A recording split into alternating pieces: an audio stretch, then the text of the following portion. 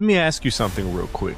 When you pray, do you expect something to happen? Or does it sometimes feel like you're saying the same things over and over again? Asking the same request over and over again, and hoping God actually hears you this time. If that is you, stay with me, because in the next 30 days, your prayer life can change. Not because of fancy words, not because you pray longer, but because you'll pray bolder, clearer, and with authority.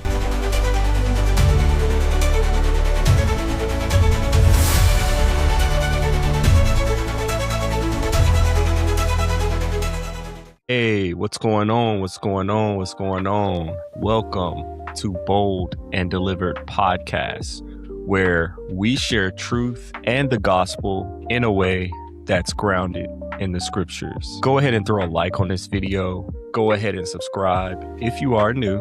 But yeah, so today we're going to be talking about how to transform your prayer life in 30 days. And we're going to be doing this by looking to see what scripture actually teaches about prayer. So this isn't about a new prayer trend. This isn't about any hype or anything of that nature. This is about biblical, consistent, faith-filled prayer that produces fruit. And if prayer has felt dry, repetitive, and unclear, this message is for you. So let's start with the foundation and take a look at what prayer is according to the scriptures. So prayer biblically is not performance. It's not persuasion, and it's not empty repetition. Jesus says in Matthew chapter 6, verse 7, when you pray, do not heap up empty phrases as the Gentiles do, for they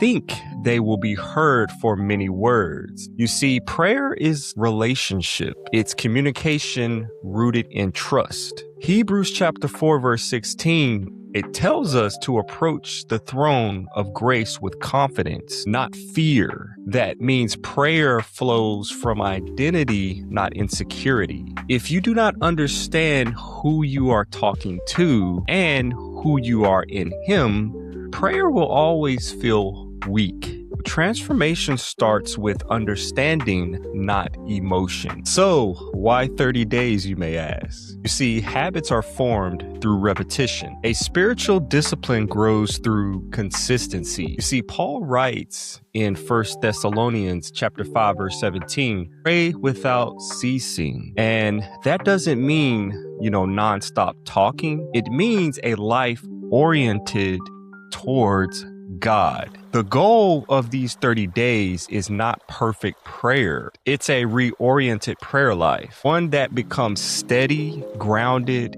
and responsive to God. So let's start with days 1 through 10. In days 1 through 10, we want to start by establishing the discipline. You see, Jesus modeled disciplined prayer in Mark, chapter 1, verse 35. It says he rose early and went to a solitary place to pray. Notice this wasn't spontaneous. It was intentional. So for the first 10 days, the focus is just going to be simple. We want to set aside one specific time, one quiet place, and honest prayer. No pressure to pray long, no pressure to sound spiritual either. So when we look at Ecclesiastes, chapter 5, verses 2, it reminds us to let your words be few. You see, the purpose here isn't obedience and consistency.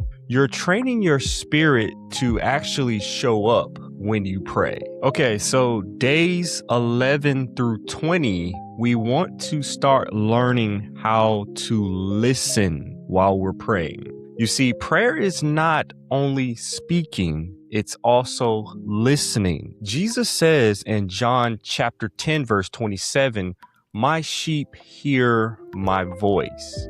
If prayer feels one-sided, it's often because silence feels uncomfortable. Okay? During days 11 through 20, after you pray, sit quietly for some time. Open your scripture and meditate on some of the scriptures that you've been reading. Also, just pay attention to God's voice, God's spirit, and what he may be saying to you. You see, God often speaks through his word, through conviction, or through clarity, not always through our feelings, okay? This is where discernment will begin to grow. Okay, so days 21 through 30, this is where we want to now move into the boldness. So we want to actually start being bold and faith-filled in our prayer, okay?